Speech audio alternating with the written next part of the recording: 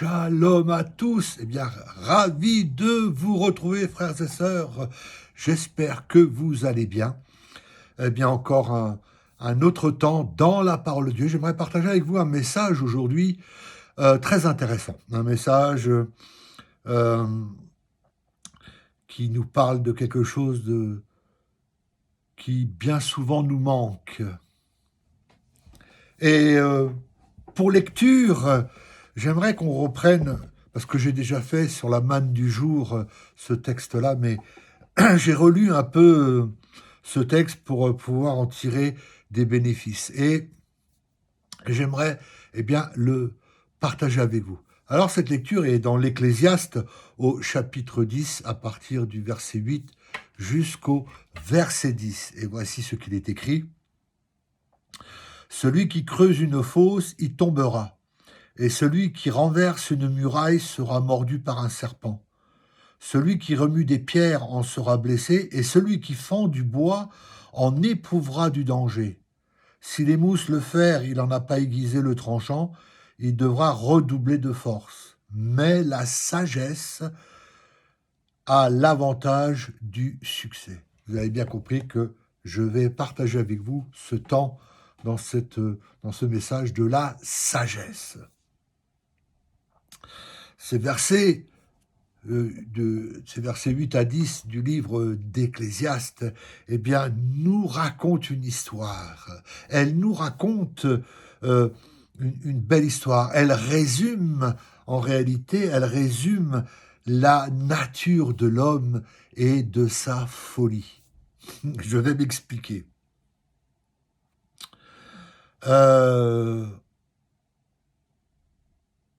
La sagesse humaine, elle nous fait perdre.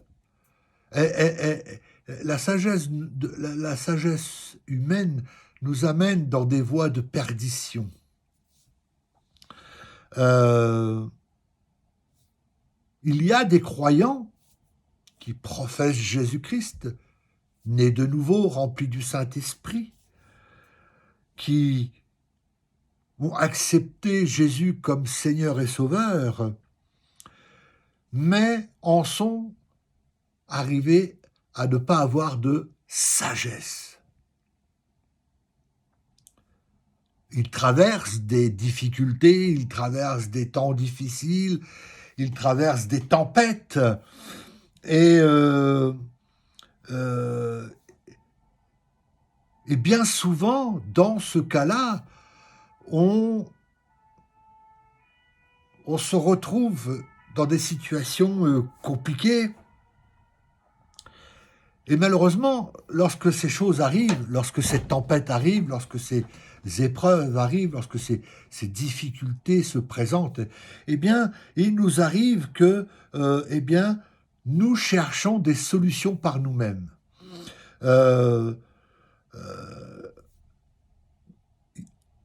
Certains vont s'appuyer sur leur propre sagesse, c'est-à-dire la sagesse humaine, celle qui réfute Dieu, celle qui réfute la parole de Dieu, cette sagesse humaine qui, je le disais un peu avant, qui nous amène dans des chemins de perdition.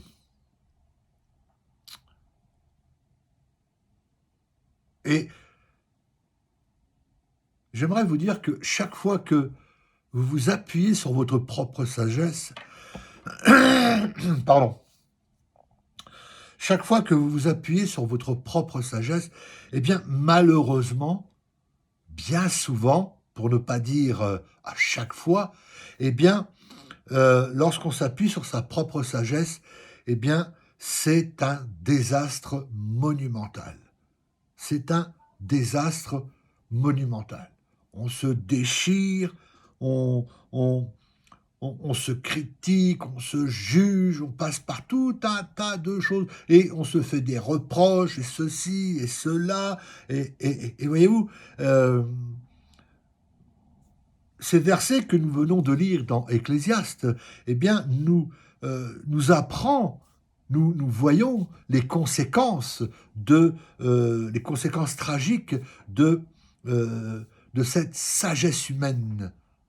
Voyez-vous, il est dit, par exemple, là, si nous creusons une fosse, ça veut dire que si vous commencez quelque chose sans réfléchir aux conséquences, si on commence quelque chose sans réfléchir aux conséquences, eh bien, on finit par tomber dedans. C'est-à-dire que, ben voilà, c'est comme celui qui détruit, voyez-vous, qui détruit une muraille sans y réfléchir, n'est-ce pas? Et finira par se faire mordre par un serpent, n'est-ce pas? Et puis, il en va de même pour celui qui fend du bois. Et quant à celui qui émousse sa hache, n'est-ce pas, qui ne l'aiguise pas, eh bien, il va redoubler d'efforts, il va se fatiguer parce que, voilà, il n'a pas pris le temps de l'aiguiser. Donc, voilà. Voyez-vous, c'est cette sagesse humaine qui nous amène dans des choses, eh bien, qui nous fait tomber, qui nous amène dans des conséquences tragiques. Mais voilà, l'Ecclésiaste nous dit une chose intéressante. Il dit, mais la sagesse a l'avantage du succès. Amen.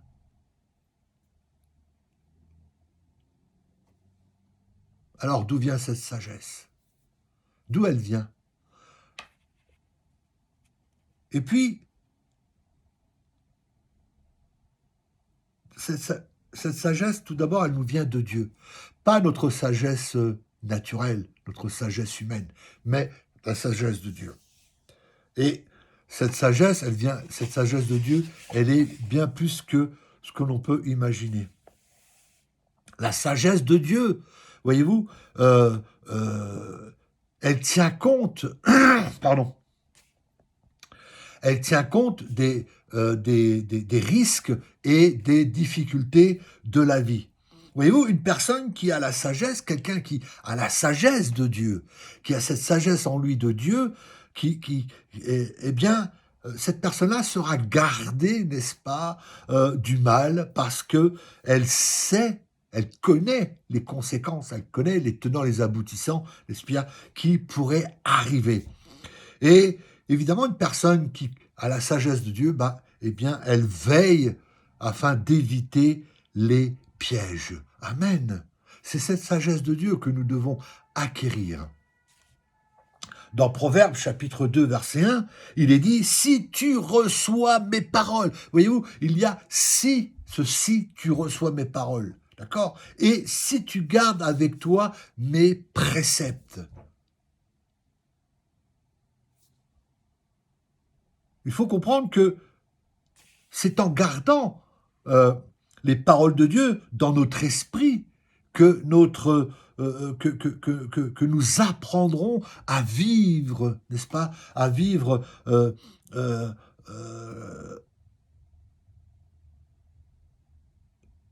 notre relation avec Dieu. Voyez-vous,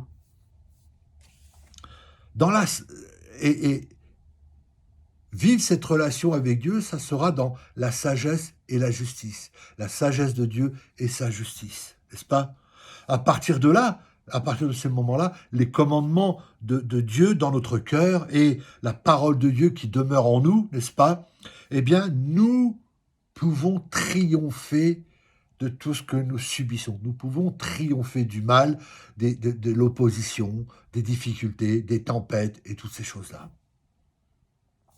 Si nous restons dans le proverbe, allons voir plus loin au verset 10, il est dit « Car la sagesse viendra dans ton cœur et la connaissance fera les délices de ton âme. » Amen.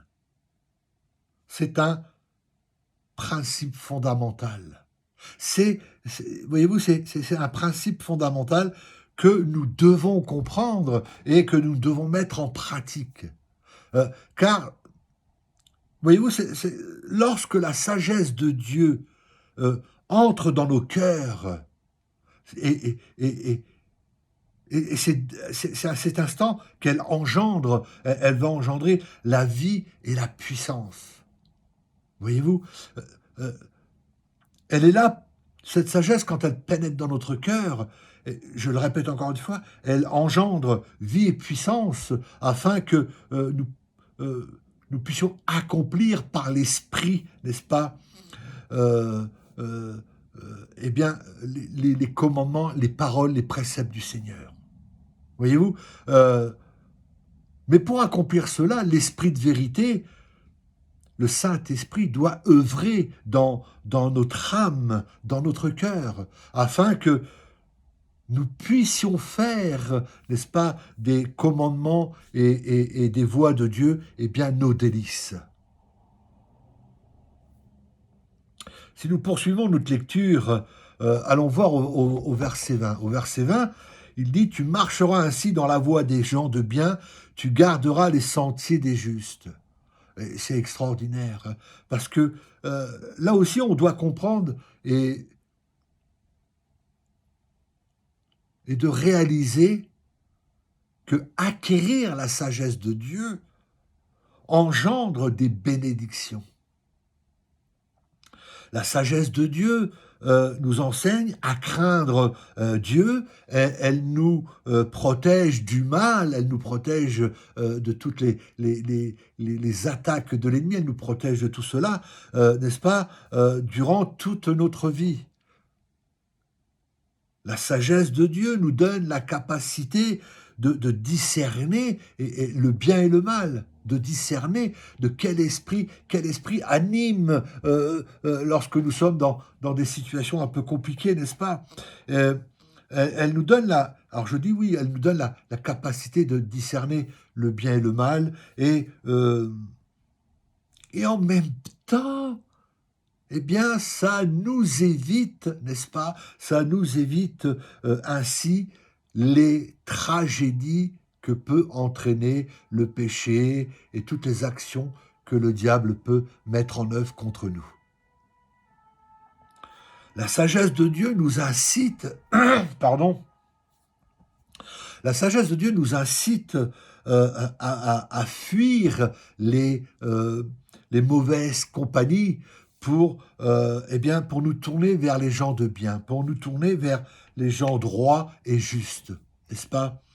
La sagesse de Dieu nous exhorte à nous abstenir de l'immoralité sexuelle, et en même temps, elle nous permet de jouir des bénédictions promises par le Seigneur. Amen. Regardez au chapitre 3, verset 23, nous y lisons une chose extraordinaire. Il dit « Alors tu marcheras avec assurance dans ton chemin et ton pied ne heurtera pas. » Oh Seigneur, merci. Voyez-vous?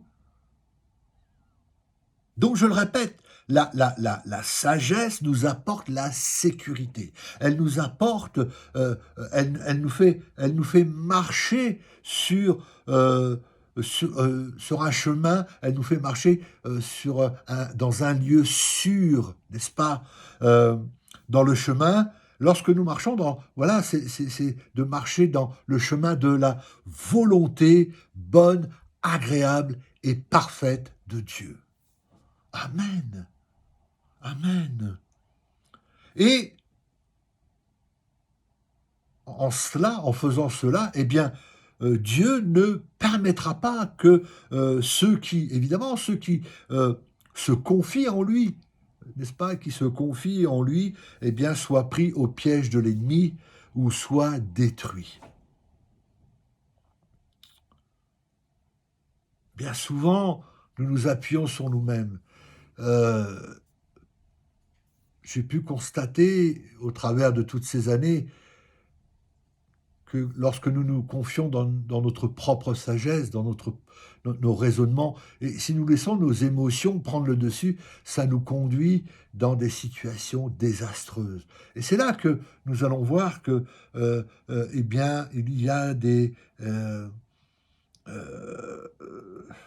y a tout un tas de choses qui se produisent. Voyez-vous? J'aimerais que nous puissions prendre un autre texte. On va prendre une autre lecture que nous trouvons dans 1 Corinthiens au chapitre 1, verset 30. Et voici ce qu'il est écrit.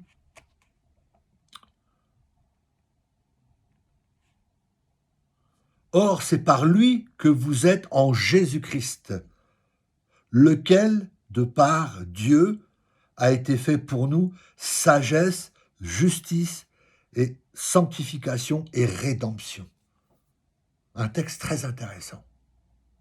Un texte qui est très intéressant et qui est rempli d'une grande sagesse et de puissance. Parce que c'est par Christ en réalité. C'est par Christ, en Christ et avec Christ que le croyant reçoit la sagesse de Dieu. Voyez-vous, il est écrit ici. Comprenez bien que qu'aussi longtemps que nous restons à Christ, que nous restons à lui, que nous demeurons en lui, que nous restons attachés à lui, eh bien, Jésus, lui, reste la source de toute bénédiction. Je suis tout ce dont tu as besoin. Je suis celui qui suis. Voyez-vous, je le disais tout à l'heure, j'ai souvent vu malheureusement des frères, des sœurs qui s'appuyaient trop sur leur sagesse. Alors, quand ils sont bénis, quand tout va bien, alors là, gloire à Dieu, gloire au Seigneur, et patati patata. Oui, et dès qu'il y a un petit grain de sable qui vient voilà, dérégler le rouage, eh bien là, ça devient tout un tas d'histoires. Et malheureusement, quand ces choses arrivent, ils s'appuient sur leur propre sagesse, sur leur propre raisonnement, sur leur vision, une vision charnelle, une vision du monde. Ils ont, dans ces cas-là, on a cette vision du monde. N'est-ce pas? Et là, lorsqu'ils entreprennent quelque chose, eh bien, ça devient un fiasco total. Ça devient un fiasco. Alors, je le disais tout à l'heure, c'est des souffrances, des cris, des reproches, des jugements, des déchirements, des disputes, des interrogations, et on en arrive dans des situations inextrémistes qu'on pourrait éviter, qu'ils pourraient éviter. Voyez-vous, lorsque l'on recherche la parole, la sagesse de Dieu, lorsqu'on recherche cette sagesse pleinement, ça nous évite bien des déboires. Ça nous évite bien des cris, des déchirements, des souffrances, des blessures qu'on peut provoquer par nos paroles, par nos actions, par ce que nous pouvons faire, des blessures qui sont faites, et parce qu'il y a un manque de sagesse. C'est pas qu'ils manquent de sagesse, c'est qu'ils n'ont pas la sagesse de Dieu. Salomon, lorsque Dieu va dire, il va y avoir une discussion avec Salomon, et Dieu va dire à Salomon, que veux-tu que je te donne? Et Salomon va dire, ah, tu m'as établi roi sur ce peuple, mais je n'ai pas la sagesse de dénombrer ce peuple. Donne-moi la sagesse de dénombrer ce peuple. Et cette prière a plu à Dieu, et Dieu va dire, mais puisque tu demandes rien pour toi, pour tes ennemis, je vais te donner la sagesse, mais par-dessus, je vais te donner aussi beaucoup de bénédictions. Voilà, il recherchait cette sagesse. Nous devons rechercher cette sagesse pour éviter de tomber dans les pièges de l'ennemi, de laisser nos émotions prendre le dessus et d'en arriver à des situations qui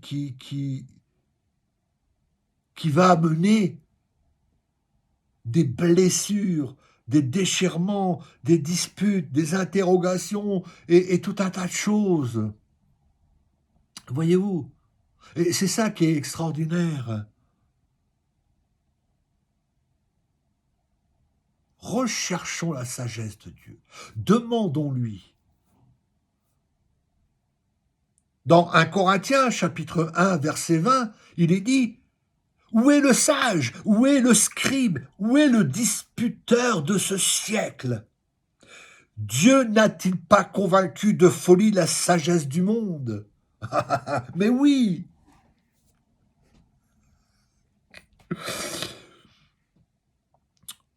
Mon frère, ma sœur, j'aimerais te dire combien je vous aime, combien je vous porte dans mon cœur, mais j'aimerais que ce message soit gravé dans vos cœurs. J'aimerais que ce message, vous puissiez, par vous-même, en reprenant les termes, les textes bibliques que je vous donne, que j'aimerais que ce message, voilà, que vous ouvre les yeux. La sagesse du monde, elle n'apporte rien. La sagesse du monde est une sagesse qui exclut Dieu. La sagesse du monde exclut la parole de Dieu. Voyez-vous, malheureusement, il y a beaucoup trop de chrétiens, il y a beaucoup trop de frères et sœurs qui se cramponnent à cette sagesse du monde, à cette sagesse humaine. Voyez-vous, ils veulent vivre avec Dieu, mais ils veulent aussi garder la sagesse du monde. C'est-à-dire que des fois, on se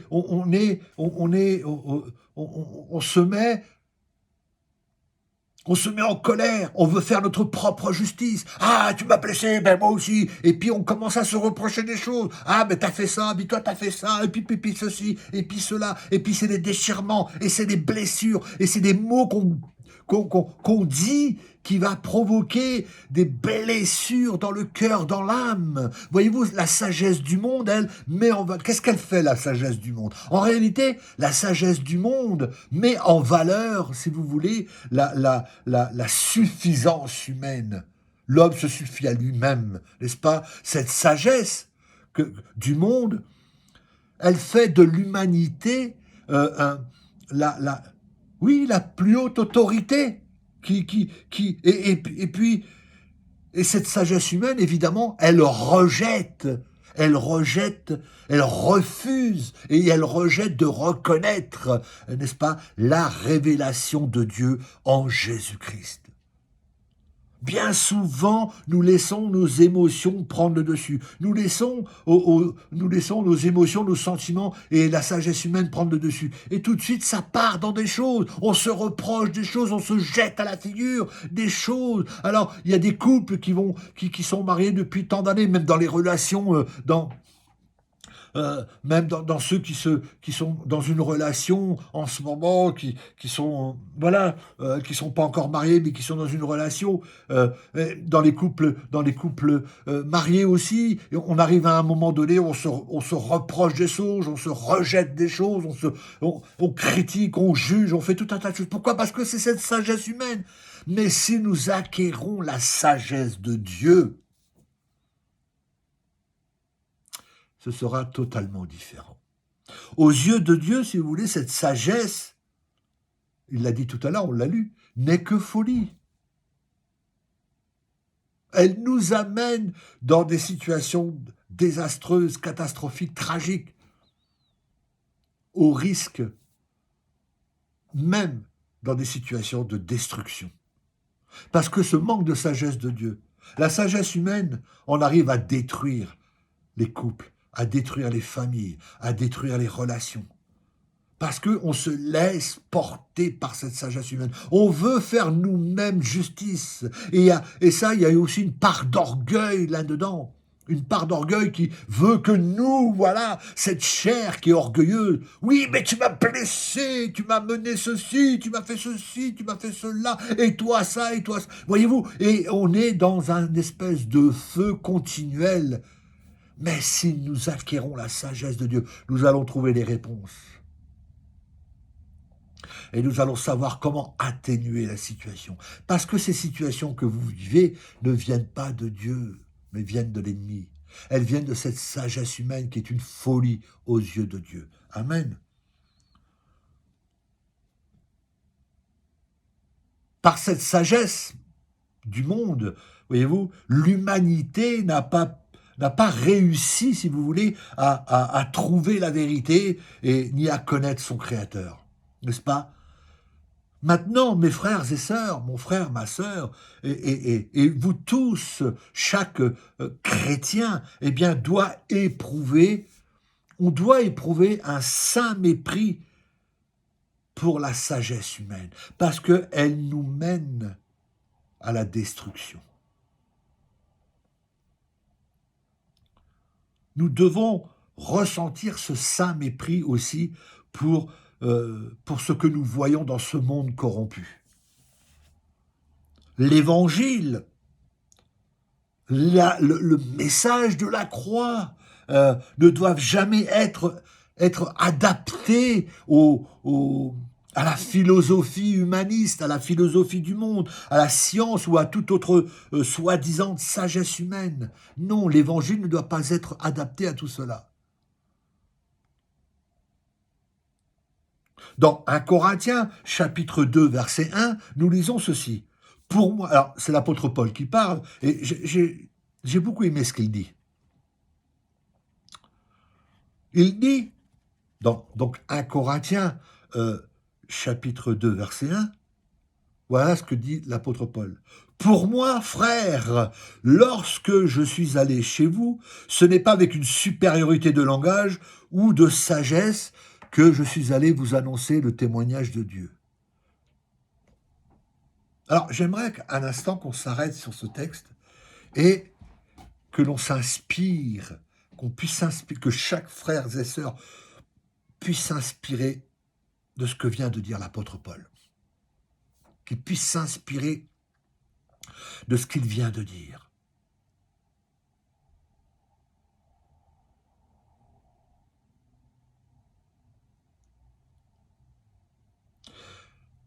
Là encore, je vais dire, Seigneur,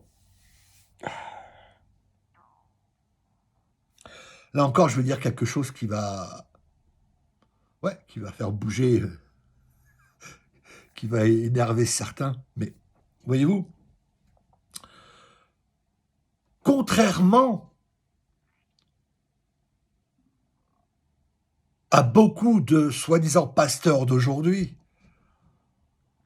soi-disant hommes de Dieu d'aujourd'hui, la prédication de Paul ne se reposait pas sur la dernière nouveauté en matière de sagesse humaine. Non, elle ne reposait pas sur les dernières nouvelles, les dernières nouveautés que l'on peut trouver, n'est-ce pas, et que ce soit dans le monde ou dans l'Église. Non. Si vous prêtez attention un moment, si nous arrêtons un instant sur ce qu'il dit, c'est tout le contraire. C'est tout le contraire, n'est-ce pas? Voyez-vous, l'apôtre Paul portait toute son attention sur la vérité, sur la vérité centrale de l'Évangile. C'est-à-dire la rédemption par Jésus-Christ, le salut offert par Christ le Messie, et sur la puissance du Saint-Esprit.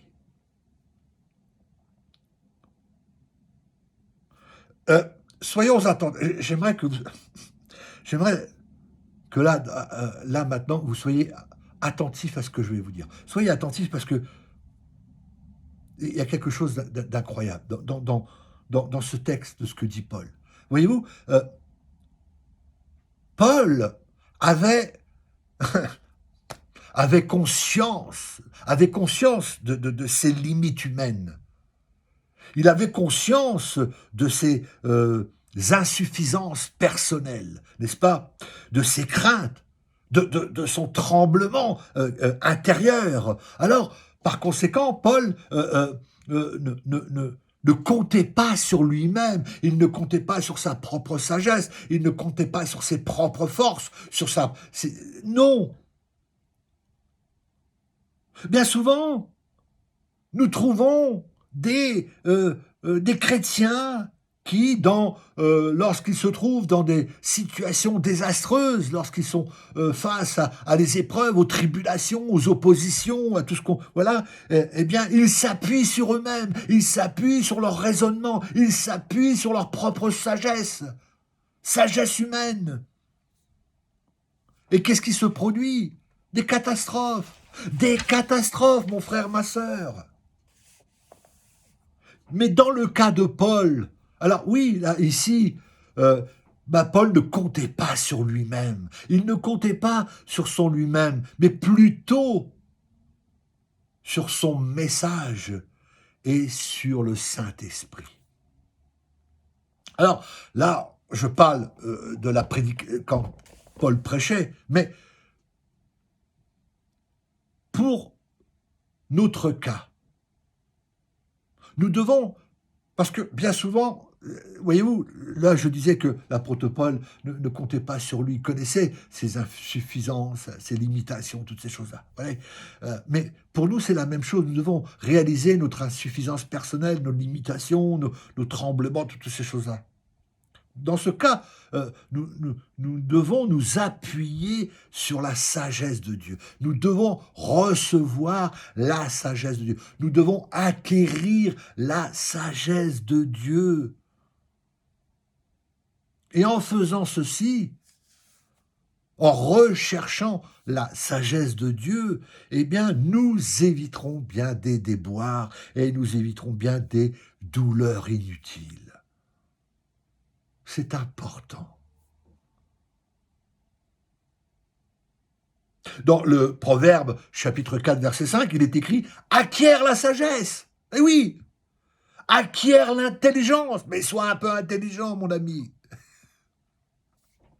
Voyez-vous, la sagesse de Dieu est essentielle. Elle est essentielle pour chacun d'entre nous. Elle est essentielle.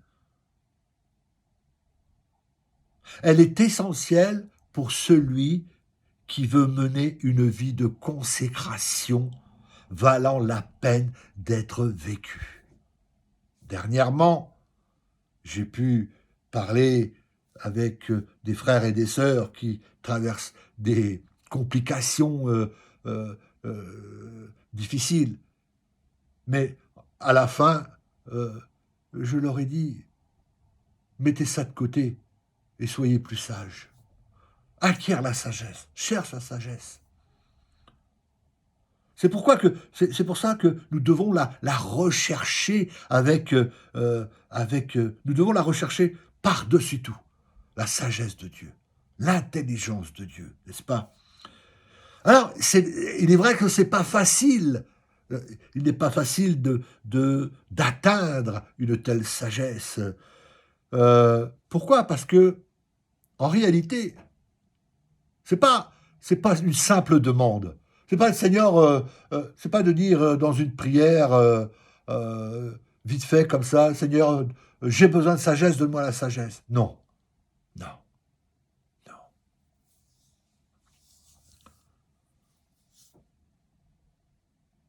La sagesse que Dieu veut donner, cette sagesse qu'il nous demande de chercher, eh bien, elle est accordée à ceux qui veulent payer le prix, qui veulent payer le prix pour l'acquérir, qui sont prêts à payer le prix pour l'acquérir.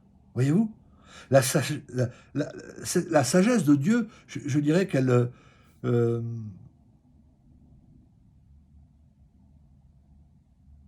je dirais qu'elle s'acquiert de deux façons. Et c'est ce que nous dit le livre des Proverbes. Tout d'abord, par l'instruction. L'instruction. C'est par elle, c'est par l'instruction, par la méditation, par la lecture quotidienne de la parole de Dieu, de plonger ses regards pour nourrir son âme de la parole de Dieu, n'est-ce pas? Elle commence comme ça, c'est par là, par l'instruction qu'elle va recevoir, n'est-ce pas? Que quelqu'un peut expérimenter une, une transformation spirituelle qui comprend le fait de se détourner du mal afin de rechercher la connaissance de Dieu. Ça se fait dans une relation personnelle avec Dieu. Ça se fait dans une relation personnelle et c'est là que constitue le premier pas vers la sagesse. C'est ainsi que chaque personne qui fera ce premier pas, qui cherchera la sagesse, eh bien, c'est ainsi que eh bien, les croyants doivent craindre le Seigneur et haïr le mal. On commence par là. Et puis, deuxièmement, il y a aussi la piété. La piété, c'est-à-dire que, voilà, la sagesse est pour celui qui en comprend la valeur. La sagesse est pour celui qui en comprend, oui, la valeur et qui la recherche avec, je dirais, avec un désir ardent. N'est-ce pas? Celui qui est sage, n'est-ce pas, eh bien, apprend grâce à l'instruction et à la correction. N'est-ce pas? Alors, je parle de la correction de Dieu, hein. Je ne parle pas de la correction des hommes.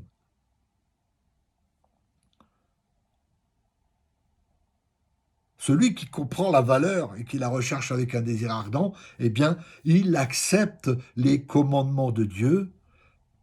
Il prête attention aussi aux sages conseils de ses parents ou d'autres personnes, n'est-ce pas? Et la personne va chérir la sagesse, n'est-ce pas? Il va la chérir plus que l'argent, plus que l'or ou toute autre pierre précieuse. Alors, mon frère, ma sœur, j'aimerais au travers de ce message t'inviter à acquérir cette sagesse. Et puis, ça t'évitera bien des déboires, ça t'évitera bien des situations tragiques. Et ça te permettra d'affronter les situations les plus délicates, sans tomber dans le piège. Parce que bien souvent, je le répète encore une fois, je le disais tout à l'heure, nous nous appuyons trop sur notre propre sagesse, sur nos... Nous laissons bien souvent nos émotions prendre le dessus. Et lorsque cela se fait, eh bien, ce sont des déchirements, ce sont des douleurs, et des blessures qu'on provoque dans le cœur d'une personne. Ce sont des choses tragiques, désastreuses, qui sont destructrices, pardon. Alors, laissez pas la sagesse humaine prendre le dessus, mais cherchez la sagesse d'en haut, celle qui vient de Dieu. Si vous la cherchez avec un désir ardent, Dieu vous la donnera. Amen. Voilà, c'est ce que j'ai voulu partager avec vous aujourd'hui au travers de ce message. Et je vous invite vraiment à revoir un peu la manière d'être, parce que bien souvent, on a tendance à... Et je le répète encore une fois, et c'est vrai, et c'est une réalité. Bien souvent, nous voulons faire notre propre justice. Quand quelqu'un nous blesse, quand quelqu'un nous critique, quand quelqu'un nous manque de respect, tout de suite, on s'emballe. On s'emballe, on veut faire justice. Oui, mais toi, t'as fait quoi? Et toi, ceci, et toi, cela. Et puis inlassablement, c'est un cercle vicieux. Alors il faut sortir de cela, parce que ça plaît à l'ennemi. L'ennemi se sert de ça.